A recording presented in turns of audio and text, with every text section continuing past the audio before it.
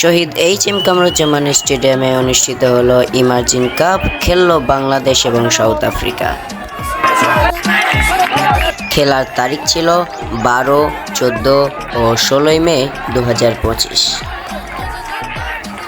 সেই টুর্নামেন্টে জয়ী হলো বাংলাদেশ। উচ্ছ্বাসে মেতে উঠেছে এলাকাবাসী। সেই খেলা দেখতে আমরাও চলে এলাম রাজশাহীর শহীদ এইচ.এম. কামরুজ্জামান স্টেডিয়ামে। শহীদ এইচ.এম. কামরুজ্জামান স্টেডিয়ামটি অবস্থিত রাজশাহীর তেরখাদিয়াতে।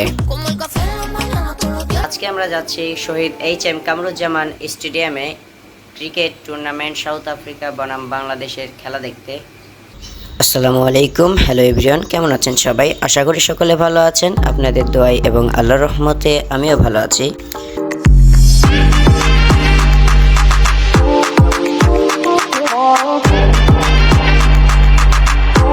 আজকে ফাইনাল ম্যাচটি অনুষ্ঠিত হচ্ছে সাউথ আফ্রিকা বনাম বাংলাদেশ। আমি আপনাদের জানিয়ে দেই, প্রথম দিন অর্থাৎ 12 তারিখ জয়লাভ করেছিল বাংলাদেশ, 14 তারিখ জয়লাভ করেছিল সাউথ আফ্রিকা। অ্যান্ড আজকে কে জয়লাভ করবে সেটা এখনো বলা যাচ্ছে না, তবে আশা করা যায় বাংলাদেশ জিতবে, আমরা সেটাই প্রত্যাশা করি। তো চলুন আমরা আর কথা না বাড়াই, আমরা স্টেডিয়ামে প্রবেশ করি। গাইস, এখানে দেখা যাচ্ছে অনেক লম্বা লাইন। এখানে যদি আমরা লাইনে দাঁড়াই তাহলে অনেক সময় লেগে যাবে, যার জন্য আমরা লাইনে না দাঁড়িয়ে সামনে লাইনের ফাঁকেই ঢুকে পড়েছি।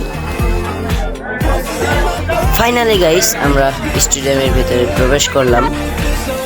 আর এটাই হচ্ছে আমার ফার্স্ট টাইম সরাসরি খেলা দেখা। এর আগে আমি কখনো সরাসরি দেখি নাই।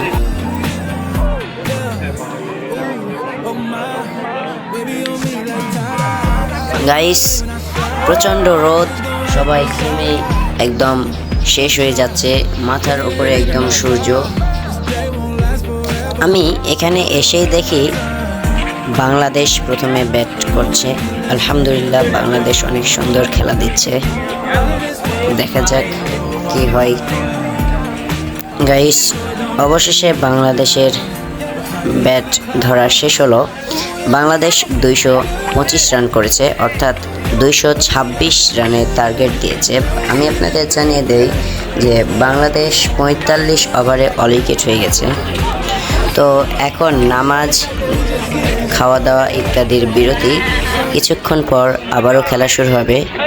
সেজন্য আমরা সেখান থেকে বাসায় এসে গোসল করে খাওয়া দাওয়া করে নামাজ পড়ে আমরা আবারও সেখানে চলে যাই।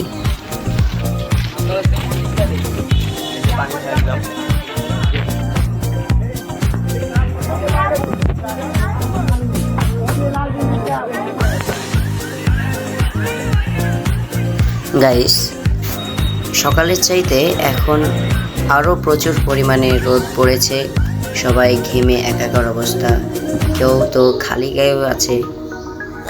তো এখানে অন্য কোনো পণ্য বিক্রি হোক বা না হোক, এখানে আইসক্রিম প্রচুর পরিমাণে বিক্রি হয়েছে। সবাই আইসক্রিম খাচ্ছে। গাইস, তীব্র রোদে অস্থির হয়ে গেছে জনগণ, তো আইসক্রিম খাচ্ছি, মাথা ঠান্ডা রাখছি, মাথার উপর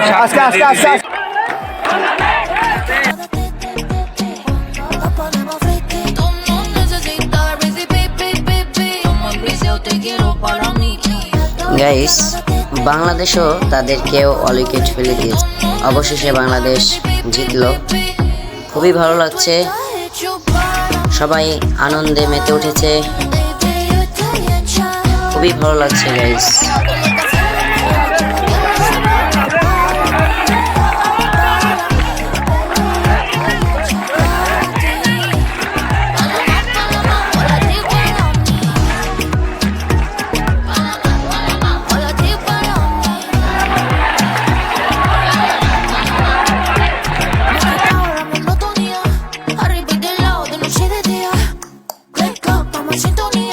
এখানে সার্বক্ষণিক পুলিশ অক্লান্ত পরিশ্রমের মাধ্যমে সকল প্লেয়ারদের সিকিউরিটি প্রদান করেছে।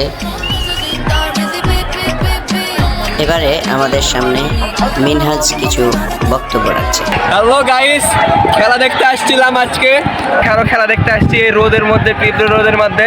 তারপরে আমরা এসে দেখি যে আমাদের বাংলাদেশ অনেক ভালো একটা খেলা দিয়েছে, খেলার মাধ্যমে বিজয়ী হয়েছে। তো অনেক শুভকামনা বাংলাদেশের প্রতি। আর আমরা বাংলাদেশের বাঙালি হয়ে অনেক আমাদের গর্ববোধ হচ্ছে যে আমাদের বাংলাদেশ জিতে গেছে আমাদের রাজশাহীর মাঠে। তো যাই হোক গাইস, আমরা এখন বাসায় চলে যাব। এখানে গেট দিয়ে বের হলে অনেক সময় লেগে যাবে, যার জন্য আমরা পাঁচির টপকেই পার হয়ে গেলাম। আর দেখতেই পাচ্ছেন কি অবস্থা।